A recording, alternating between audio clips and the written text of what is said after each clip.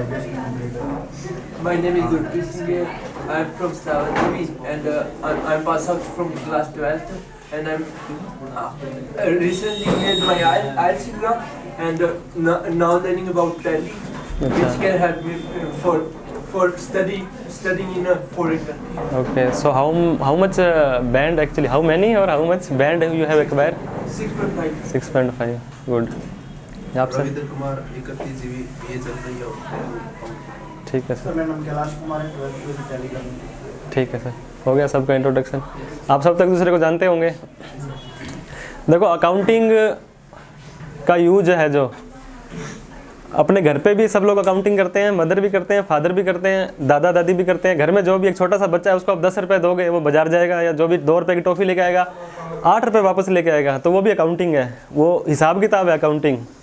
तो जैसे जैसे आपका लेवल अप होता जाएगा, अब लेट्स सपोज कि किसी सेठ की अकाउंटिंग करनी है, किसी खुद की दुकान की करनी है, आप दुकान पे भी जाओगे तो आप फादर लोग आपके आपसे ज़्यादा बड़ी अकाउंटेंट हैं वो। जैसे मान लो कितने रुपए किससे लेने देने, हिसाब किताब भी रखते हैं, जो भी रखते हैं, लेकिन उन्हीं सभी को सिस्टमेटिक ढंग से अगर अपन मेंटेन कर लें, आजकल कंप्यूटर का ज़माना है, एक क्लिक के ऊपर अपने को सारी रिपोर्ट निकल जाती है। आपने किसी से कितने रुपए लेने हैं तो वो क्लिक करेंगे, डेटर्स है जो सन्ड्री डेटर्स होते हैं ना, जो जिससे अपने पैसे लेने होते हैं, तो वो लिस्ट निकल जाएगी अपनी, किससे लेने हैं, कितने देने हैं, बैंक में लोन लेना है, जीएसटी जैसे जब से आई है 5 साल हो गए हैं, 1 जुलाई 2017 को जीएसटी लागू हुई थी, तो उसमें क्या है ना, जैसे मान लो पहले कितने तरह के टैक्स होते थे, आपको शायद ध्यान नहीं होगा। वैट सुना हो किसी ने? वैट क्या होता है? वैल्यू एडेड टैक्स होता है वो, तो वो ख़त्म हो चुका है, 5 साल हो गए हैं, लेकिन सिस्टम तो वही रहेगा। आप किसी भी कंट्री में चल जाओ, टैक्स तो वही लगेगा। 10 रुपये की चीज़ है, अगर 10% टैक्स लगता है तो वो 11 रुपये की चीज़ हो जाएगी आपकी। तो इसी तरह से पहले होते थे 17 तरह के टैक्स। सर्विस टैक्स सुना होगा आपने, वैट, ऑक्ट्रोई और इंटरटेनमेंट टैक्स होता था, अलग अलग चीज़ों का अलग अलग टैक्स होता था। फिर उनके क्या अलग अलग रजिस्ट्रेशन लेने पड़ते थे। मान लो पहले वैट का नंबर अलग लेना पड़ता था, सर्विस टैक्स का अलग लेना पड़ता था। इंटरटेनमेंट टैक्स होता है, जैसे ये सिनेमा विनेमा होते हैं, इनको अलग टैक्स लेना पड़ता था। तो ये 17 तरह के टैक्स सरकार ने ख़त्म कर दिए। जैसे एक होता था एक्साइज ड्यूटी, जैसे मान लो कोई फैक्ट्री के अंदर कोई चीज़ बन रही है, उसका अलग टैक्स लगता था, अलग रूल है, हमने सब पढ़ रखे हैं ये। लेकिन वो जब से जीएसटी आया तो 17 तरह के टैक्स को एक टैक्स बना दिया। वो बोलते हैं ना कि 1 टैक्स 1 नेशन 1 मार्केट। तो इस तरह से मतलब ये जो जीएसटी आई है बहुत ईजी करने के लिए आई है चीज़ों को। लेकिन हमें अब अकाउंटिंग करनी है। आपको मालूम नहीं होगा, हमसे ज़्यादा जो मेहनत जैसे करते हैं एडवोकेट्स, ये आपने सुना होगा, जो अकाउंटेंट है ना, वो जो बेस करते हैं तैयार, अकाउंटेंट ने एंट्री करनी है एक, तो अगर वो एंट्री सही नहीं हुई, क्योंकि हमारे पास जो डेटा आएगा, हमारे पास तो मान लो 100 फर्मों का डेटा आ गया, तो हम तो उनको देखने से रहे भी क्या है क्या नहीं, हम तो उनको गवर्नमेंट को भेज देंगे कि ये डाटा सर इस पार्टी का, ये इस पार्टी का। लेकिन अकाउंटिंग जब तक सही नहीं होगी ना अपनी, अकाउंटेंट ने एक एंट्री सही कर दी परचेज की, सेल की, तो वो अपने आप मैच फिगर कर गया और उसके अकॉर्डिंग सारा डाटा मैच होगा। तो अकाउंटिंग बहुत ज़्यादा रिस्पॉन्सिबिलिटी वाला काम है। मान लो किसी से क्या लेना क्या देना है, और कॉन्फिडेंशियल तो होता ही, आपको सबको पता है, किसी की कोई इन्फॉर्मेशन अपने को कोई लीक नहीं करनी होती है। अब मेरे पास ऐसे ऐसे क्लाइंट है जिनकी 50 लाख रुपए साल की इनकम है। एक व्यक्ति है, उसकी 1 करोड़ रुपए इनकम उसके अंदर है, इनकम डॉक्यूमेंट्स में आईटी जैसे ऑन रिकॉर्ड है जो। बाकी तो क्या कमाते हैं वो, क्या नहीं कमाते, तो ऐसे तो है नहीं मैं आपको उनका नाम बताने लग जाऊँगा या मैं, तो ये कॉन्फिडेंशियलिटी बहुत ज़रूरी है एक तो। और किसी भी चीज़ को अगर मन से करना है, अगर अपन ने जैसे मान लो जो चीज़ करनी है, एक तो होता है कि चल देख लेते हैं ट्राई करके, यार हो गया तो ठीक है, नहीं तो ठीक है, तो वो बंदा तो कामयाब हो नहीं पाता है ना। और जो बंदा पीछे लग गया कि मैंने तो करना ही करना है, ये क्लास शायद अकाउंटिंग से ज़्यादा मोटिवेशन पे जा रही है, लेकिन कोई दिक्कत नहीं है। तो जो चीज़ करनी है हमें, तो फिर तो कोई भी नहीं रोक सकता ना उसको, अगर हम उसके प्रति जो भी काम करना है पैशनेट हैं और करना है, तो जैसे मान लो करना ही है। जैसे मेरे को सुबह सुबह के वीडियो बनानी होती है यूट्यूब वगैरह की, तो मैं सुबह 6:30 बजे, 6:45 बजे आ जाता हूँ। राम सिंहपुरा है मेरा गाँव, 57 जीबी के पास ही है ना। तो करना है तो करना है, सर्दी है गर्मी है वो कोई मैटर नहीं करता। फिर ये हो गया बात। तो अभी क्या सर ने मुझे सडन ही जैसे 1-2 दिन पहले बताया था, तो उसमें क्या है, कुछ मैं मेरे अकॉर्डिंग जो आपको नॉलेज दे पाऊँगा प्रैक्टिकली, जैसे मान लो कैसे क्लाइंट को डील करना है। देखो अकाउंटिंग एंट्री वगैरह सब आपको बता देंगे, उसमें भी कोई डाउट होता है, कोई छोटे मोटे, आपको एक तो रजिस्टर डायरी वगैरह मेंटेन करनी है आपने, उसके अंदर आपने डाउट लिखने हैं। कोई भी दिमाग में आ गया, आप जा रहे हो, आप बस में जा रहे हो, बस कंडक्टर आपको टिकट दे रहा है, तो ये टिकट, इनकी बस वालों की कमाई कैसे होती होगी, ये टिकट दे दी, ये सैलरी इनकम है, इसको जीएसटी लेना पड़ता है या नहीं लेना पड़ता, तो ऐसा कोई भी डाउट आ गया आपके पास, किसी सिनेमा में बैठे हो आप, अभी अपने पास सिनेमा की ऑडिट थी, PVR सिनेमा है गंगानगर के अंदर, तो उनकी जैसे ऑडिट्स भी कई तरह की होती हैं, ये फिर डिटेल में चले जाएगा। जैसे ऑडिट के अंदर अब एक यहाँ पे 2 बैंक हैं, स्टेट बैंक ऑफ इंडिया और एक है बैंक ऑफ बड़ौदा, उन दोनों की ऑडिट अपने पास में है। ऑडिट का मतलब क्या होता है, शायद आप लोगों को पता होगा कि किसी और के द्वारा किया गया काम किसी और के द्वारा चेक करना। अब बैंक वालों ने क्या किया क्या नहीं किया, हम जाके चेक करते हैं। ऑडिट में क्या फीस वगैरह मिलती है, वो सब चीज़ें आपको डिस्कस कर देंगे। मतलब बहुत ही एक कहते हैं समुंदर है, समुंदर भी छोटा होगा। जैसे मान लो अगर अपना ये प्रोफेशन है, इसके अंदर इतनी ब्रांचें निकलती हैं, मान लो आप एक चीज़ के स्पेशलिस्ट हो जाओ तो आपको दिल्ली मुंबई कलकत्ता से सर बोल रहे थे, गुड़गांव कहीं से भी फ़ोन आएंगे आपको कि सर हमने आपसे ये काम करवाना है। आप बिलीव नहीं करेंगे, वेस्ट बंगाल, महाराष्ट्र, न कहाँ के स्टेट के, लगभग कोई स्टेट नहीं होगा जहाँ के अपने क्लाइंट नहीं है, उसके थ्रू आ जाते हैं, यूट्यूब के थ्रू जैसे भी आते हैं। अगर आप में कुछ है तो ये बंदा चल के आ जाएगा आपके पास में ना। तो हालांकि आपने जैसे एक वीडियो डाली है कि आप अपनी रिटर्न खुद कैसे भरें, लेकिन सर आपसे भरवानी है हमने, है ना। तो ऐसी बात नहीं, आप में क्वालिटी होगी, क्वालिटी एकदम नहीं आएगी, एक दिन में नहीं आएगी। उसको धीरे धीरे ग्रेजुअली अगर अपने चीज़ों को सीखेंगे, सिस्टमेटिक ढंग से रिटेन करेंगे, और जब तक अंदर से आपके सवाल नहीं आएंगे ना, अब मैं बोल रहा हूँ मैं आधा घंटे 1 घंटे 2 घंटे बकवास करके चला जाऊँगा, लेकिन जब तक आपके अंदर से 4 क्वेश्चन नहीं आएंगे ना कि सर नहीं ये कैसे हुआ, ये कैसे हुआ, पहली बात तो 10 क्वेश्चन तो आपके दिमाग में आ जाने चाहिए थे अभी तक, वो आप नोट भी कर सकते हैं, कभी भी आप मुझसे पूछ भी सकते हैं। तो तब तक अपना थोड़ा सा सक्सेस होना हार्ड हो जाएगा।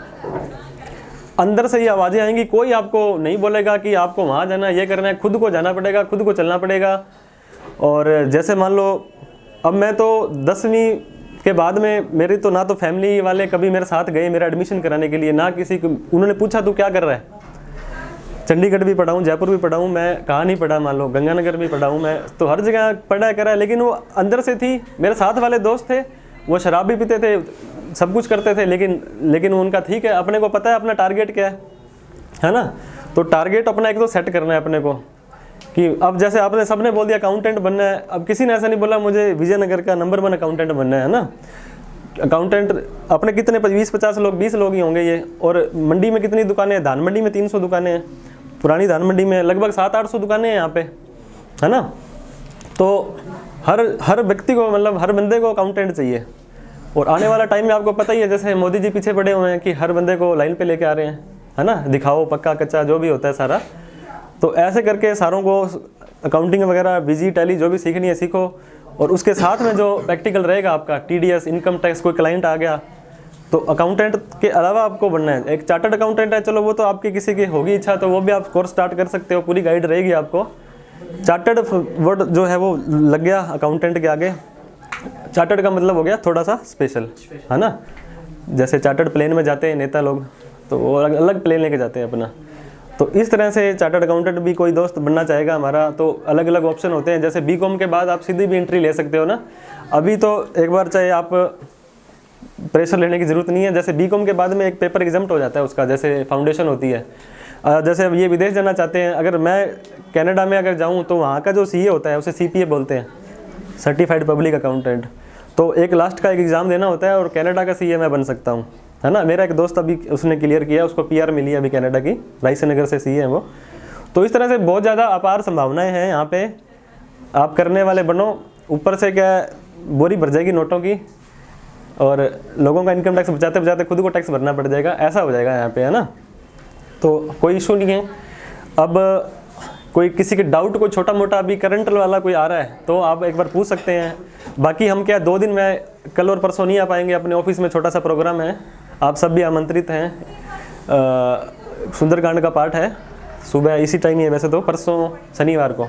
आप उड़ान स्कूल के ऊपर ऑफिस है अपना, जो है ना धानमंडी रोड जाती है, तो वहाँ पे थोड़ा 2-3 दिन बिजी रहेंगे हम। मंडे से अपन क्या है थोड़ा सा वो बना लेंगे, अपना शेड्यूल बना लेंगे, इनकम टैक्स, GST, बेसिक चीज़ें जो भी हैं आपकी वो कवर हो जाएंगी।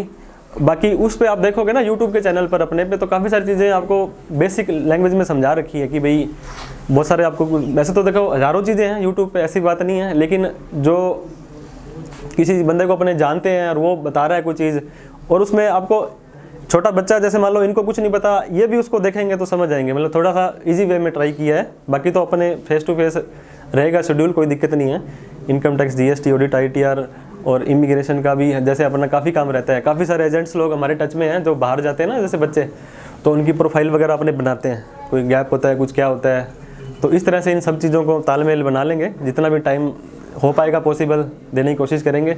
फिर आपको जैसे छोटी छोटी बारीकियाँ, ऑडिट मैंने बताया था, ऑडिट के अंदर 5-6 तरह की 7 तरह की ऑडिट होती है, statutory audit, concurrent audit, bank audit, stock audit, और भी कई तरह की होती है। आईटी के अंदर ऑडिट्स होती है बहुत सारी, तो वो सब भी हम डिस्कस कर लेंगे बीच में ना। तो क्या आपका सिर्फ वहाँ तक सीमित नहीं रहेगा ना, आपका काम थोड़ा सा वाइल्ड सोच पाओगे, लंबा सोच पाओगे थोड़ा सा।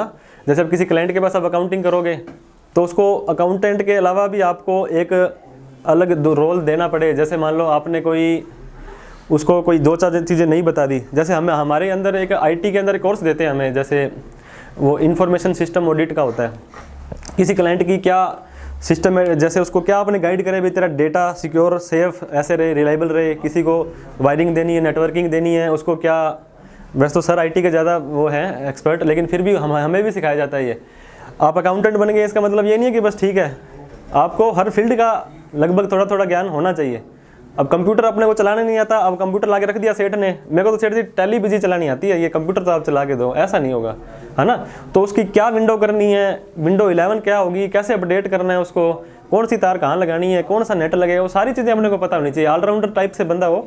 हमारा मेन पेशा तो अकाउंटिंग होगा, लेकिन ऐसा ना हो कि भाई छोटी, अब हमारे ऑफिस में, मेरे ऑफिस में 6 जने हैं, अब किसी मिस्त्री को नहीं बुलाया हमने, पानी की पाइप टूट गई, ये लाइट उठानी है, कोई नया कनेक्शन करना है, लड़के सब करते हैं अपने आप, है ना, कि भाई अब एक नया कनेक्शन, जैसे ऑफिस हम चेंज करते रहते हैं, 3-4 कमरे हैं, तो कभी एक यूट्यूब का स्टूडियो भी बना रहे हैं, आप आना कभी टाइम लगे तो उसमें क्या कुछ भी करना है ना, वो लड़के 80% काम 90% काम खुद करते हैं। क्यों करते हैं? क्योंकि वो जैसा सिखाओगे वैसा वो बंदा सीख जाएगा, है ना। तो आपको ऑलराउंडर मल्टीपर्पज़ काम करने हैं।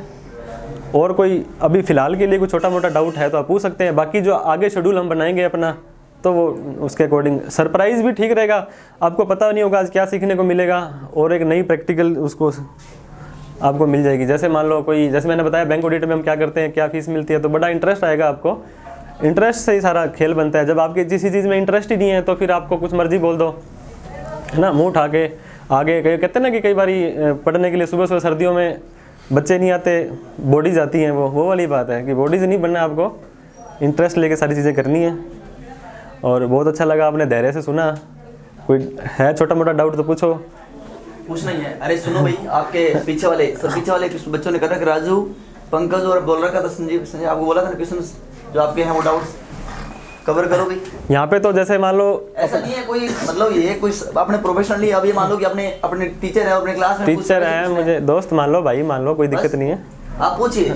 अपने आए हैं तो फिर इसका बेनिफिट मिलना चाहिए। पूछो जो क्वेश्चंस आपके हैं, डाउट्स है, क्यों करे अकाउंट सर, इसमें करियर है नहीं है, सेंटर वाली गोली दे देते कि बुला लेते हैं, क्या खानी है, तो सारे क्वेश्चंस डाउट करो। मान लो अकाउंटिंग का मेरे को सारे दोस्त ने बताया था, अकाउंटेंट बन जा, ये हो जाएगा वो हो जाएगा, मैं तो सर घूम रहा हूँ, फ्री घूम रहा हूँ, बेला घूम रहा हूँ। वो तो देखो बहुत सारे सीए भी फ्री बैठे हैं, और बहुत सारे सीए नहीं है, वो सीए से ज़्यादा कमा रहे हैं और ज़्यादा नॉलेज है उनको, है ना। वो बंदे पर भी डिपेंड करेगा आपकी क्या क्वालिटी है, आपका क्या कैचिंग पावर है, उन चीज़ों को भी आपको साथ साथ में, जैसे मैंने बताई दिया, ऑलराउंडर अगर आप हैं तो इधर नहीं तो इधर सही। बहुत सारे ऐसे लोग हैं जो एलएलबी कर लेते हैं, आपके पास में ये ऑप्शन है। वैसे तो मैं अभी बता ही देता हूँ आपको, एलएलबी मतलब होता है लॉ, जो वकील वगैरह केस कोर्ट कचहरी लड़ते हैं ना अपने।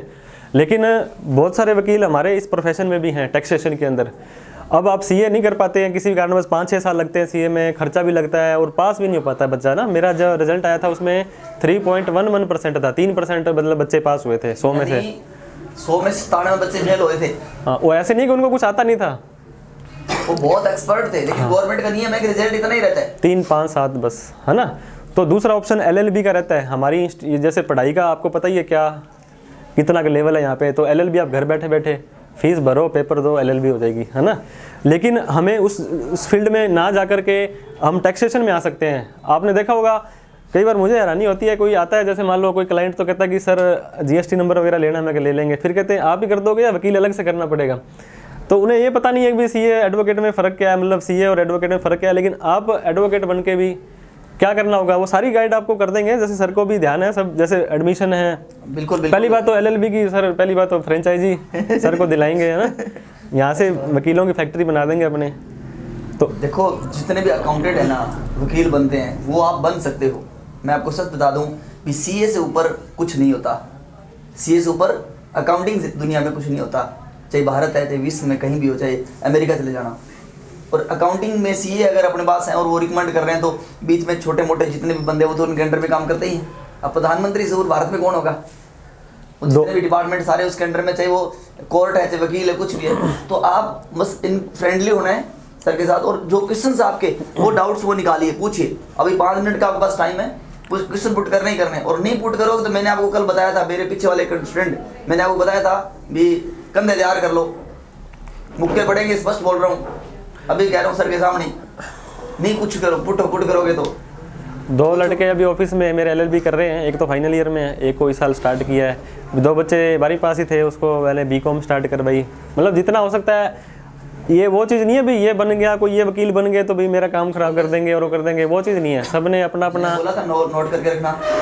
हाँ सर मंथली स्टेटमेंट क्या होता है सर अकाउंट में? मंथली स्टेटमेंट किसी भी चीज़ का हो सकता है। अब बैंक में गए, सर मुझे मंथली स्टेटमेंट दे दो अप्रैल का, ना, तो मंथली का मतलब तो हो गया मंथ स्टेटमेंट है, वही मैं बता रहा हूँ ना।